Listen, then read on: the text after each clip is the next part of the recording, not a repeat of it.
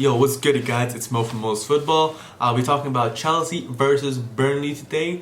It's a very tactical game. I think it's a very hard game for Chelsea.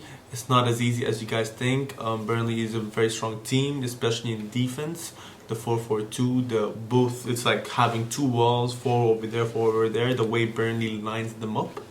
So today we're going to talk about Burnley. We're going to have a short and sweet analysis so that you guys get to enjoy the analyzation of football but not watch a long analyzation that could bore you. Let's get to it guys, and hopefully you guys like my analyzation, and then we'll head to fantasy football in the end of the video. Alright, let's hit it. Pew! Alright, so for Chelsea fans, first and foremost, I gotta congratulate you guys. You guys know our Kepa. Mendy is an absolutely amazing goalkeeper, and congratulations. The second thing I want to talk about is that Chelsea needs to start playing as a team. I've talked about it last week. They do not play as a team. They do not perform. We haven't even seen Kai Havertz last game. Kai Havertz played as a right winger last game. It was a very, very weird way of Lampard playing.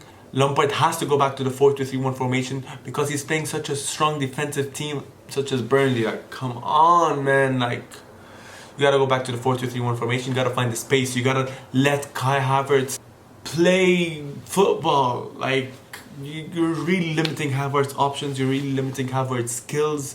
So you gotta let Havertz play. Let him do his thing, you know? That you need a player that could get through the walls that Burnley has.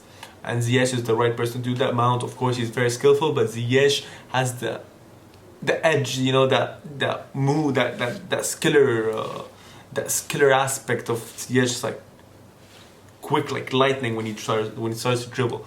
It's just like that Brazilian touch, if you wanna call it. However, Burnley, they're gonna play the 4-4-2. They do not change their formation no matter what team they're playing against. The 4-4-2 has been really effective with Burnley, especially with Tottenham. However, was Burnley successful in defense because Tottenham's midfield was poor, or was because Burnley's defense was good? We're gonna see if Burnley's tactics are good enough for Chelsea or not. So let's hit it, guys. Chelsea plays the 4-2-3-1 formation with hopefully Ziyech on the right. Hopefully, man, like, come on. And Pulisic on the left. These are going to be the key players to break and bolster into Burnley's walls of defense, the 4-4-2. So I do believe that Ziyech and Pulisic are the answer to break these Burnley walls, because once they're broken, it's super easy to get right past through it. The fullbacks are going to go a bit forward to help in the crossing, and Kai Havertz should start playmaking. Lampard should tell him, like, enjoy your football, do what you want to do in the midfield, do whatever you want. Kai Havertz, don't limit him, don't put him on a leash. You gotta let him be. You gotta set him free.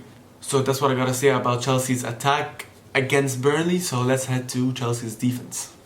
Chelsea's defense, I do believe Chelsea is just gonna do the ordinary drop back, not the extreme drop back, just the ordinary drop back. They're not gonna do much except the CDMs are gonna drop back. The wingers are gonna help in defense. Kai Havertz could help too. Timo Werner is gonna be on the midfield line.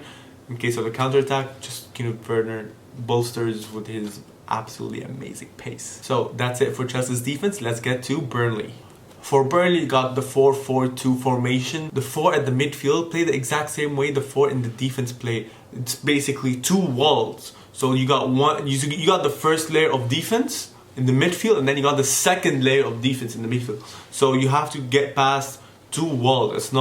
It's not the traditional 4-4-2 that you're used to seeing, where the wingers are more free defensively and they don't have that many defensive role. No, they act as second right backs, second left backs, and center mids drop back to the defensive midfielder position. It's very tough for any team to get past this insane line of walls. Like, wow. For Burnley's attack, I do believe that just the strikers are going to go, the two strikers are going to go in for the counter-attack. Maybe the wingers could help out a little bit, but the two strikers are just going to go, they're going to play pass and pass and pass and pass to try to get to Mendy's goal. That concludes the analyzation for both teams. Let's get to predictions, guys.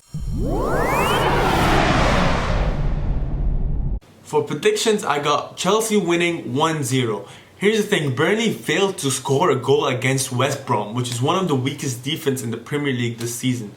So if you're telling me that they're gonna score against Chelsea, I think you're wrong. I think you're wrong. However, the only way that they would score is if the two strikers have a good counter-attack, passing it to each other, and that will be it. But other than that, it's gonna be really hard for Burnley to score, especially with the amazing form Thiago Silva has had in the past few games, and of course Eduardo Mendy. So I do believe it's gonna be a 1-0 game, maybe a 2-0 game if Chelsea get lucky. If Burnley is not focusing, it could go up to the 3s and 4s.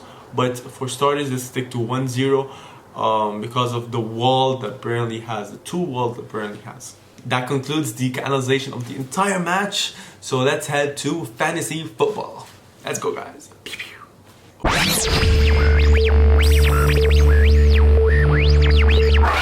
For fantasy football, in Burnley's side, I got no one. If you want to gamble for someone, maybe go for Chris Wood.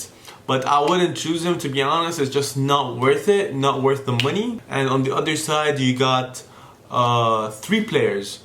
First player is Timo Werner, of course, because of his amazing pace. Second player, I would choose Pulisic. And the third player, I'd say Mendy, because the guy has a really good chance to get the clean sheet.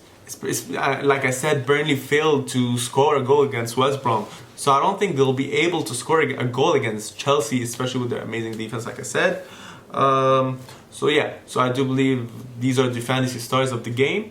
And that concludes the video, guys. Thank you so much for reaching to the end of the video. Hope you guys enjoyed the analyzation. Hope you guys subscribe, like, do, comment, blah, blah, blah, tell me what you guys think. You know, I really do love constructive criticism. So if you got any for me, let's hear it.